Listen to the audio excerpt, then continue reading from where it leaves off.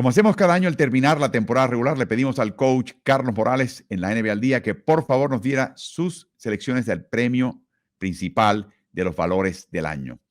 En algunas categorías fue obvio, en otras hubo muchos candidatos del cual escoger. Y además añadimos una categoría más, la de Ejecutivo del Año, que provoca muchísima discusión. Todo esto en la NBA al Día en ritmo.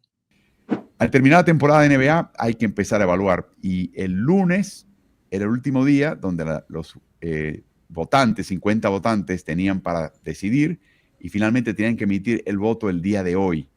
Se le hace a la medianoche de anoche. Le daban el día del lunes para regresar a sus casas y serenarse un poquito. Hoy es el día que tienen que entregar las boletas. ¿Por qué hoy?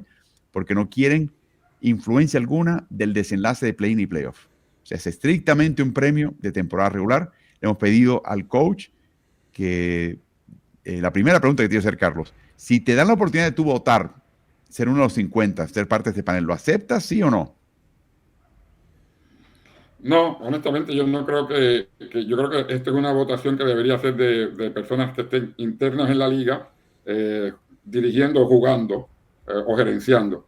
Yo creo que comparto lo que tú has manifestado en otras ocasiones, de que la prensa no debería ser la que vote, especialmente cuando la liga ha tomado muchos de estos premios como parámetros para los contratos posteriores de jugadores. O sea, muchos premios que inciden en dónde caes, en qué renglón caes para luego poderte hacer un max o un super max. Y entonces es la prensa la que está decidiendo esto con muy poco conocimiento, honestamente, de las interioridades, ¿no? De lo que es el juego en sí. Y yo no, estando fuera, no me atrevería a tener tanto poder, diría yo. Así es. Bueno, Carlos, vamos a repasar tus selecciones una por una. Martín y yo añadimos comentarios. Adelante con el entrenador del año. Bueno, el entrenador del año es una de las dos más difíciles que se me ha hecho, porque tanto la actuación de Oklahoma City, Mark Daigneault, como la de Houston, Ime Udoka, como la de Cleveland con Kenny Atkinson, esos tres son más que merecedores de recibir el premio. Pero creo que el que más lo merece de todos es J.B. Bickerstaff del equipo de Detroit, con una mejoría de 30 partidos del año pasado para acá. O sea, los Detroit ganó 14 partidos y llegó último en el este el año pasado. Este año ganan 44 partidos y clasifican directo a playoffs. Y yo creo que Bickerstaff es el merecedor de ese premio. Es interesante porque uno se puede decir, bueno, dale el premio al que fue el entrenador del mejor equipo de la liga, pero ha habido una tendencia marcada de darle ese premio al que hizo más con menos. Y en el caso de Bickerstaff, ese es el caso, ¿no, Martín? Sí, totalmente. Y lo que hizo en Detroit y clasificarlo a playoff directo cuando realmente nadie se lo esperaba y los más optimistas hablaban de, bueno, tal vez esta es la temporada en la que finalmente se meten al play-in, es realmente digno de destacar y me parece que tiene que estar considerado como uno de los, si no el entrenador del año, sin dudas. Claro, a menor hay otros nombres que voy a tirar al ruedo, pero no creo que merezcan el premio. Pienso un poquito en Ty Lue y lo que hizo con Clippers. Claro, Clippers está requete armado de talento, pero tuvo que reconfigurar el equipo con ausencias importantes y dejaron ir, por supuesto, a Paul George y fue mejor equipo. Eso tiene cierto mérito. Y Chauncey Billups, que no solamente por fin empezó a levantar al equipo de Portland, sino que le acaban de extender el contrato por 3 años. ¿Por qué? Porque temían que Phoenix se lo iba a llevar como su nuevo técnico a futuro, sospechando quizás que ya iban a despedir a Mike Budenholzer. Así que muy interesante ese caso. Defensivo del año, Carlos. Aquí estuviste considerando a varios en este premio también. Exacto, pero esa fue la segunda que más difícil se me hizo. De hecho, al final tenía casi un empate entre Dyson Daniels, alero y escolta del equipo de Atlanta Hawks, y Evan Mobley, que es el que finalmente se gana el premio, en mi opinión, de los Cavaliers. Y me decanto por Mobley por una sola cosa, y es que el equipo de Cleveland, aparte de que Mobley estaba jugando muy bien, bloqueando tiros, reboteando, defendiendo el pick and roll, intercambiando marcas en el perímetro, cosas que Daniel también hace desde la posición de perímetro, y además de eso se roba muchos balones. Por eso estaba yo en una indecisión. Pero finalmente me decanto por Mobley, porque Cleveland fue mucho mejor equipo defensivo de lo que lo fue Atlanta Hawks en la temporada, teniendo en cuenta que Cleveland se cayó defensivamente en el último mes. Cayeron a la 8ª posición en eficiencia defensiva cuando estuvieron entre los primeros 4 lugares prácticamente toda la temporada. Interesante. ¿Algún otro candidato en tu mente, Martín? Bueno, se hablaba de Jaren Jackson Jr. como uno de los candidatos. Hubo una campaña muy fuerte en redes sociales por Draymond Green en el último mes, que había mostrado un gran nivel en la segunda mitad de la temporada, pero bueno, es un premio de temporada completa. Yo en las últimas semanas me empecé a decantar un poco por Lu Dort, si tuviese una boleta. Es verdad que Oklahoma City tiene muchos grandes defensores, entonces su defensa se ve acentuada por lo que hacen sus compañeros, pero me parece que lo que ha hecho en los últimos... En esta temporada completa ha sido espectacular, pero creo que Evan Mobley es un claro merecedor del premio también. Hay un par de nombres que también suenan. Uno, lo vimos jugar recientemente, Carlos, es Amen Thompson. Sí. Lo vimos jugar contra Denver. Amen Thompson es el tipo de jugador, uno ve un jugador ofensivo que anota canastas, sino canasta por aquí, triple por allá, tiro libre por acá, y tú notas su presencia en cancha en el lado ofensivo. Amen Thompson es el inusual jugador cuya presencia defensiva la notas constantemente en la cancha. Constantemente está haciendo algo en el lado defensivo que impacta el juego. Y lo vimos muy de cerca. Y otro nombre que les va a parecer extraño, y de nuevo no creo que sea merecedor al premio, pero creo que hay que empezar a incluirlo en esta discusión, es Ivica Zubac, del equipo de Clippers, que ha tenido un año tremendo, es un espinazo de ese equipo defensivo, y está tomando el comando defensivo, está empezando a ser mucho más vocal en dirigir a sus compañeros en la media cancha defensiva. Sexto hombre del año. Esta no fue tan difícil, Carlos, ¿no? No, yo creo que desde el principio de año, no solamente este servidor, sino la mayoría de la gente que ha estado hablando de este premio, se ha estado decantando por Peyton Pritchard, de los Celtics de Boston, porque Pritchard, de hecho, en momentos ha tenido que ser titular cuando las lesiones han afectado al equipo, pero viniendo de la banca fue sumamente productivo, especialmente con esa puntería del área triple, y creo que se va a escapar con ese premio. Es como cuando en las carreras de caballo en el hipódromo, ¿no? Dicen que un caballo se escapó porque le sacó 10 cuerpos de ventaja a los rivales. Yo creo que Pritchard se escapa con ese premio. ¿Alguna otra mención honorífica, Martín? En su momento se hablaba también de Ty Jerome, de Cleveland Cavaliers, que también ha hecho un gran trabajo desde la banca y que ha sabido sostener lo que es, entre comillas, la segunda unidad de un equipo tan fuerte como los Cavaliers. Termina siendo Peyton Pritchard por su solidez y por grandes actuaciones que tuvo en los últimos partidos, especialmente en momentos en los que no había tantos titulares en Boston y la verdad es que dio un paso al frente. Uno diría, bueno, pero fue titular, no fue sexto hombre, pero aún así me parece que Pritchard es un gran merecedor del premio. Bueno, va a ser interesante porque en un momento teníamos a Malik Monk, pero Malik Monk pasó a ser titular. Nash Reed, de nuevo, muchas veces jugó como titular. Benny Mathurin, de Indiana Pacers, también podría ser candidato.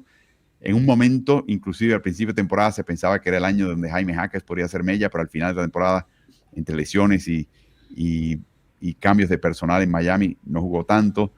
Esta fue una categoría que no tuvo tanta profundidad y sorprende que la liga no tenga múltiples candidatos que hagan que esta decisión sea tan difícil. Así que Peyton Pritchard, sin lugar a dudas, el ganador. Novato del año, Carlos. Bueno, este fue un premio que también yo creo que cambió durante la temporada, ¿no? Porque el que finalmente elijo, Stephen Castle, vino a surgir realmente en la segunda parte de la temporada. Jugadores que se habían destacado en la primera parte, lamentablemente se lesionaron y no van a ser parte de la discusión en la parte final. Pero yo creo que Stephen Castle fue merecedor o es merecedor de este premio. ¿Algún otro que se te ocurra, Martín? En su momento era una carrera de dos con Jalen Wells, ahora lesionado, pobre, tuvo una caída bastante aparatosa y le decíamos obviamente pronta recuperación. También se habló en su momento y hablamos incluso en un segmento acá en Ritmo de Risalle de Atlanta por su segunda mitad, de Buselis en Chicago también por su segunda mitad de temporada, pero eventualmente Wells y Castle terminan siendo los dos más consistentes. Castle tal vez con un poquito más de explosividad ofensiva y por eso estoy de acuerdo en que es el merecedor del premio. Bueno, y en el caso del jugador de mayor progreso, Carlos. Bueno, el caso del jugador de mayor progreso lo estoy utilizando como un premio de consolación, porque como te dije, se me hizo bien difícil elegir entre Dyson Daniels y Evan Mobley para defensivo del año. Y Dyson Daniels estaba en una pugna con Cade Cunningham, que yo entiendo que Cade Cunningham, a pesar de que hubo progreso el año pasado para acá, pero ya venía con 3 temporadas, esta es su tercera temporada donde ha tenido un alto nivel, y eso hace que yo me incline por Dyson Daniels como el jugador de mayor progreso. Tuvo un protagonismo que no había tenido previamente, termina con unos 14 puntos por juego, aparte de todo lo que hace en el costado defensivo, y por eso es mi candidato. Martín, tus candidatos. Durante mucho tiempo del año, además de Dyson Daniels, se habló de Cade Cunningham, y lo hablamos incluso aquí también en ritmo respecto de su candidatura a jugar de mayor progreso. Y hubo como cierta respuesta a decir, bueno, no podemos elegir jugadores que hayan sido selección número 1, como el caso de Cunningham, número 2, lo dijo JJ Redick incluso, haciendo candidatura para Austin Reeves, que también es otro de los candidatos un poco más lejanos que se mencionan. Christian Brown salió de Denver, salió en las conversaciones. Evan Mobley incluso salió en conversaciones, que llegó a nivel All-Star esta temporada. Pero Dyson Daniels, si uno tiene en cuenta el premio, no como un paso tan lógico hacia el estrellato, como el caso de Cade Cunningham o el de Evan Mobley, que son picks altos de draft y uno esperaba este desarrollo, sino como una sorpresa, o tiene en cuenta un poco el factor sorpresa, termina siendo el máximo candidato para mí también. Y un jugador que uno podría mencionar en esta lista, de nuevo, no necesariamente para ganarla, Tyler Hero, del equipo de Miami, cuya mejoría comparado con años pasados no es tan increíble, pero ha habido una madurez este año notable en su juego y creo que eso hay que mencionarlo. Jugador más valioso, Carlos, este también ha estado en pugna entre Shai Gilgeous-Alexander y Nikola Jokic. Sí, yo te voy a decir quién va a ganar, pero quién es el mío también. O sea, el que va a ganar es Shai Gilgeous-Alexander, pero el que yo elegí, y lo he dicho en otros foros también, partidos que hemos transmitido juntos y demás, es el que a mi juicio es el mejor jugador del mundo en este momento, y que tuvo su mejor temporada estadísticamente hablando de toda la carrera de la NBA. Recuerden que este jugador ha ganado 3 títulos de MVP y que un cuarto lo pudo haber ganado si no hubiese sido por una gran campaña que tuvo Joel Embiid. Y cuando hablo de gran campaña fue que él tuvo una gran temporada y la campaña política que le hicieron para ganarla. Y este año le han hecho una campaña política igual a Shai Gilgeous-Alexander. Es un premio que se le dio desde noviembre a Shai Gilgeous-Alexander, así que lo va a ganar. Pero para mí el MVP es Nikola Jokic. Interesante. ¿Por quién te decantas, Martín?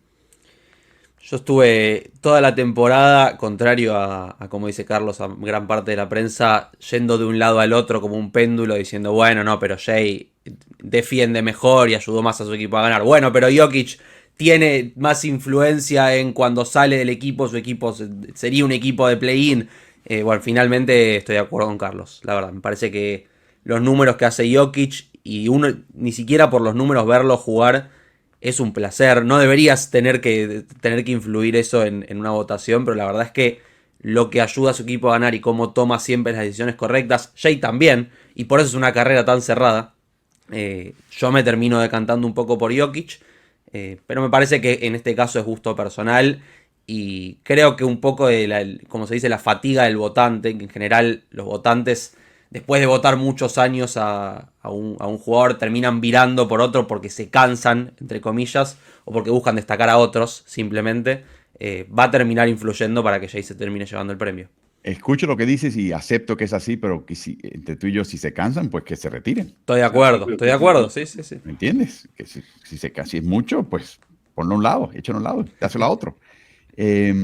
Interesante. A favor de Shai, aparte de lo que ha logrado, o sea, pongamos lo deportivo un poquito aparte, a nivel, no sé, incircunstancial, es que hay una tendencia muy marcada en estos 50 votantes de darle al mejor jugador del mejor equipo el premio, como diciendo, si voto al mejor jugador del mejor equipo, ¿quién me va a cuestionar, a debatir mi selección? O sea, como que se eximen de toda culpa. A favor de Jokic, por supuesto, es el hecho de que el tipo de temporada que ha tenido es inusual y además estuvo en líder de robos. Primeros 3 en puntos, rebotes, asistencias y robos. O sea, es una cosa que no se ha visto y creo que la gente va a tener que reconocer que, como menciona Carlos, si le dimos el MVP en el pasado, esta temporada es mejor todavía y no se va a dar todos los días. Así que vamos a ver qué pasa.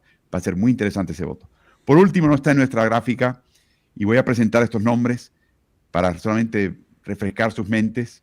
Ejecutivo del año, candidatos como Lawrence Frank en Clippers, Sam Presti en Oklahoma City, Kobe Altman en Cleveland, y aquí hay un nombre que quizás ustedes no anticipaban, ni siquiera la afición de este equipo anticipaba, Rob Pelinka, de Los Ángeles Lakers. ¿Qué les parece? Todos merecedores de un premio como ese. Pero fíjate, lo que yo pienso que el robo del año lo hicieron los Lakers en la parte final de la temporada, así que es posible que Pelinka haya venido de cuarto candidato a ponerse primero con esa transacción en la que trajeron a Luka Doncic y convirtieron a los Lakers en el tercer mejor equipo de la Conferencia del Oeste, y eso es mucho decir. Yo me pregunto si alguien por maldad, Martín, va a darle un voto a Nico Harrison para llevar la contraria, ¿no? No creo, y me parece que lo de Pelinka uno puede decir, bueno, le dieron a Luka Doncic en bandeja, fue el único ejecutivo al que se le ofrecieron, pero es verdad que el retorno que consiguió dar es digno de por lo menos considerarlo para una candidatura o para tener algún voto de segundo o tercer lugar en el premio. Me parece que es una gran jugada. Dorian Finney-Smith fue una gran adquisición. Yo creo que ayudó mucho a este equipo, y el traspaso que no hicieron por Mark Williams y no entregar la primera vuelta, que de nuevo yo creo que fue interesante. Yo creo que el que propulsó ese traspaso fue Pelinka, pero no, después tuvo remordimientos, no lo hizo. También fue una buena movida y decisión de su parte el no hacerlo. Así que de esta manera concluimos las selecciones de Carlos y los comentarios de Martín y este servidor acerca de los valores del año. ¿Cuál es tu selección? ¿A quién escoges en cada uno de estos premios? Déjanos saber tu opinión en los comentarios.